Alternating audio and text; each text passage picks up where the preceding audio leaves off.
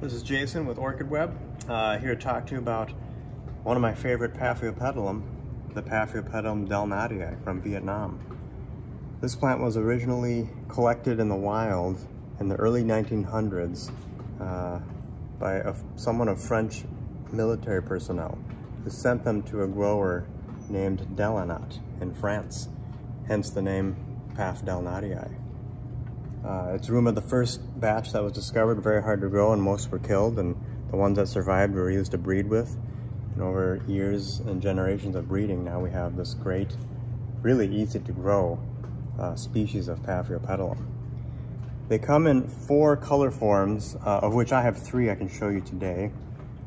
Your standard form looks like this. So they've got these nice round petals with a light pink pouch. Some of them are fragrant like rose and some are not, and it seems to be random which ones get fragrance and which don't.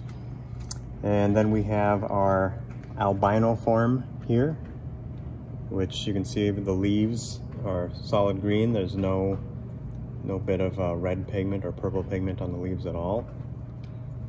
And then the other form is called a vinicolor form, which is the darkest of them all. It has this very dark pouch. And also the foliage is quite dark. If you look at the leaves here, there's a margin of dark red around the top of the foliage. That's a true vinicolor. Not to be confused with half vinicolors. If you cross the regular one and the dark one together, you'll get something like this.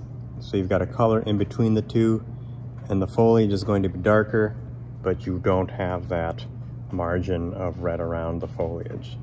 So that's a half cross right there. Really a beautiful plant to add to someone's collection.